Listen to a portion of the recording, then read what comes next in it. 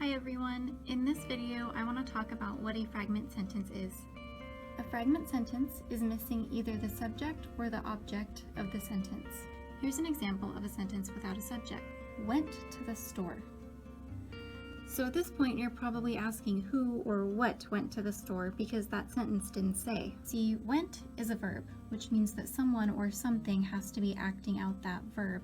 And in the sentence, went to the store, nothing is doing the verb went. So you fix it by saying, I went to the store, or you, or she, or whoever it is that actually went to the store.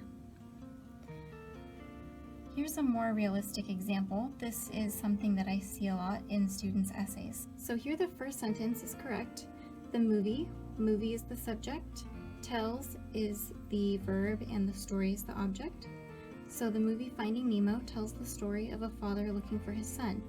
The second sentence, to teach the audience to never give up, that's not a correct sentence, that's a fragment because you aren't saying what teaches the audience to never give up. It's a pretty easy fix though. All you have to do is say who is doing the teaching. So you could say, it teaches the audience, or the movie teaches, or Finding Nemo teaches the audience to never give up. And now it's a correct sentence. In my last video, I talked about what a fragment sentence looks like without a subject, but what does a fragment sentence look like when it doesn't have an object? This is the basic sentence structure of every sentence. There should be a subject, a verb, and an object. The subject acts out the verb, and the object receives the verb. Here's a small example. See if you can spot the fragment sentence. I wrote a research paper. While I was doing some research, I found. After I finished the paper, I turned it in. This was the fragment sentence. Hopefully when you heard it, you realized that there was something wrong with it, and it's missing the object. There's a subject and a verb, but we don't say what was found. Whatever it is that was found when I was doing my research is the object of the sentence. To fix it, you need to complete the sentence by making sure that you include what it is that you found. While I was doing some research, I found a helpful news article. Hello, in this video I want to talk about the differences between the words it's with an apostrophe and it's without an apostrophe. It's with an apostrophe always means it is. It's without an apostrophe signifies possession of something. So just as his and hers signify possession without an apostrophe, its is the same way. His and hers refer to people, whereas its refers to an inanimate object or an animal. And just as can't is a contraction for a longer word, and don't is a contraction for do not, its is always a contraction for the two words it is. So here's the sentence, it's 2 o'clock. The sentence is, it is 2 o'clock, because its has an apostrophe. This sentence, the dog is in its doghouse, its does not have an apostrophe because if it did, the sentence would read, the dog is in it is doghouse. Remember, this its is possessive. It's pretty easy once you get the hang of it. In this video, I want to talk about when you need to spell out numbers and when you can just use the number in your essay. Please keep in mind that these are mostly just rules of thumb and there isn't really any hard right or wrong way to do this. Typically, if the number is between 0 and 100, you can just spell it out. If it's larger than 100 though, just use the number.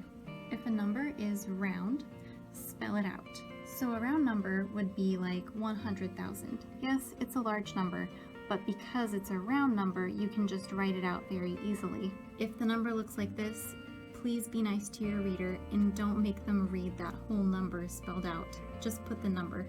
Another rule is that if a sentence begins with a number, spell it out. So rather than saying 20 books sat on the counter with the number 20, just spell out the number 20. Doesn't that look nicer? A question that I get a lot is what to do when the number is a percentage. Do you spell out the number or do you just put it as a number? The most important thing here is that you be consistent. So if you're going to write it out, write out both words. If you're going to use the number, make sure that you use the percent symbol. So don't do this and don't do this. In this video, I'm going to talk about when you should use then and when you should use than. Then refers to time, so a time when something happened and then something else happened. Than is used for comparisons between two things. We went to the park, then to the store. So this is an example of when you use then with time. We did something and then we did something else later. At the store, I realized that she had more money than me. You use than here because you're comparing how much money she has versus how much money I have. In this video, I'm going to talk about when you should use whom and when you should use who. Whom refers to the object of a verb or preposition. Who refers to the subject of a sentence. An easier way to think about it is that if you can replace the word with he, she, or they, you should use who, and if you can replace it with him, her, or them, you should use whom. So here's a question. Would we use who or whom when you're asking about who called earlier? Well, the answer to the question would either be they called, he called, or she called, right? You wouldn't say her, him, or them called. So in this sentence, you would say who called earlier, because the answer to that question is either they, he, or she. In this question, who did you talk to? Is the answer to this I talked to they, or would it be I talked to them? If the answer is them, him, or her, then you should use whom. Whom did you talk to? In this video, I want to talk about the difference between the two different kinds of the word whose. Whose without an apostrophe is possessive, so it shows possession of something, and whose with an apostrophe is short for something else, so it could be who is, who has, or who was. It's along the same lines as the words can't and don't, just as they are short for a set of two words or for a longer word. Whose is the same way, and it can mean who is, who has, or who was. Here's a sentence with the word whose without an apostrophe, asking whose house is that? You don't have an apostrophe here because they're asking who the house belongs to. Remember, whose without an apostrophe shows possession. Who's going to the store? In this sentence, you do use an apostrophe because if you were to write out the sentence without the contraction whose, you would be saying who is going to the store. In this video, I want to talk about the two combinations either or and neither nor. Either is always used with or, and neither is always used with nor. Either Pam or Angela will go to Florida this year. The words either and or are used here because it will be one or the other. Neither Jim nor Dwight have ever been to Florida. Neither and nor are used here because neither one of them have ever done something. It might help to think in terms of positive and negative. Either and or could be seen as a positive set of words because it's saying that it could be one or the other, or it is one or the other. And neither and nor are kind of a negative combination because it's saying that it is not one or the other. In this video, I want to talk about how to use a semicolon. A semicolon takes the place of a period. It joins two sentences together to create one longer sentence, but only when those two sentences are already related to each other. So here's an example. The grass is short. My dad mowed it this morning. It's a pretty boring couple of sentences, and you can use a semicolon to make it more interesting. The grass is short, semicolon. My dad mowed it this morning. Now it's one long sentence, which is why the first letter after the semicolon is not capitalized. Here's when you wouldn't use a semicolon. The grass is short. My dog has brown fur. These two sentences are completely unrelated, so you can't use a semicolon in between them. In this video, I want to talk about when you should be using quotation marks, when you should underline, and when you should italicize in your essay. Quotation marks are typically used for small works, so that would be something like the title of a poem or an article, or the name of one small work in a larger series. Pilot is the first episode of the show Friends. The pilot is in quotation marks because it's the name of one single episode in a larger series. The Highwayman is a famous poem. Because it's the title of a poem, it's in quotation marks. The Boy Who Lived is the first chapter of Harry Potter and the Sorcerer's Stone. The title of the chapter is in quotation marks because it's one single chapter in a larger book. Underlining and italicizing are basically used for the same thing, it's just that if you're on a computer you can italicize, and they're used for large works. Large works would be something like the title of a book or a movie or the name of a show.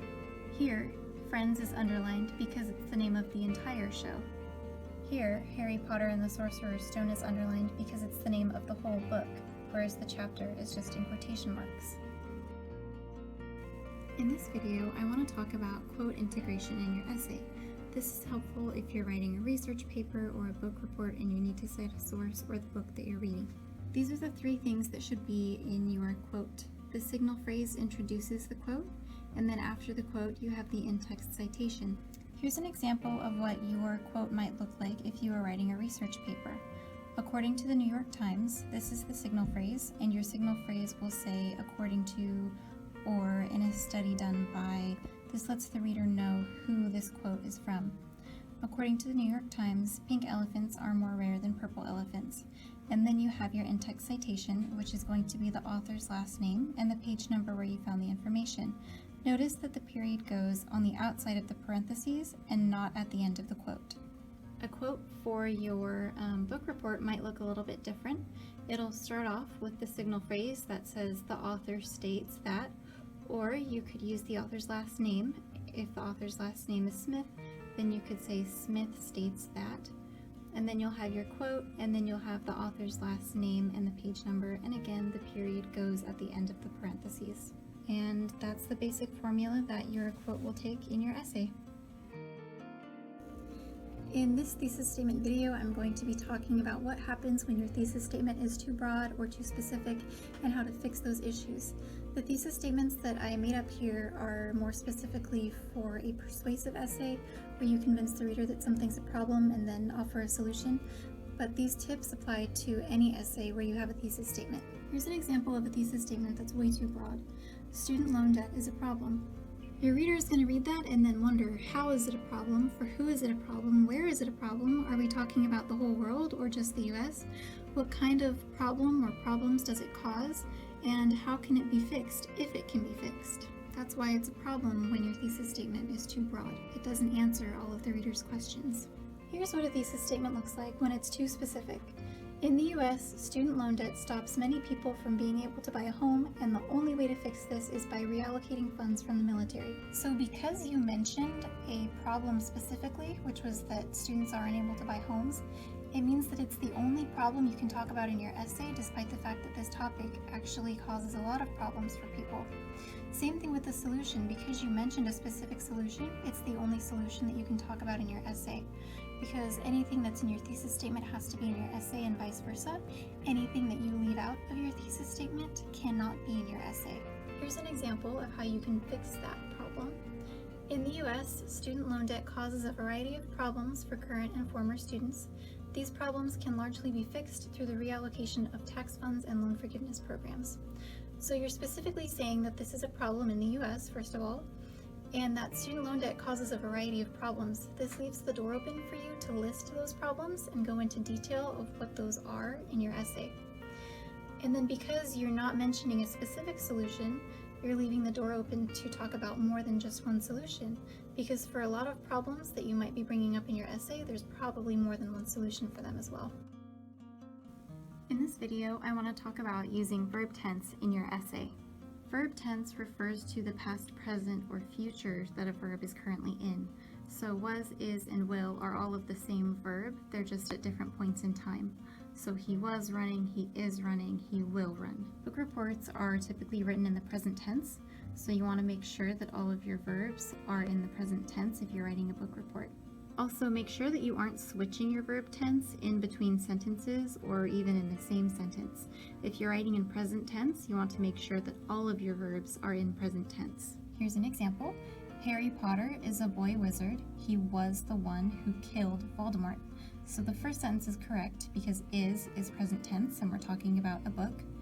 He was the one who killed Voldemort. We need to make was and killed present tense. So here it is corrected.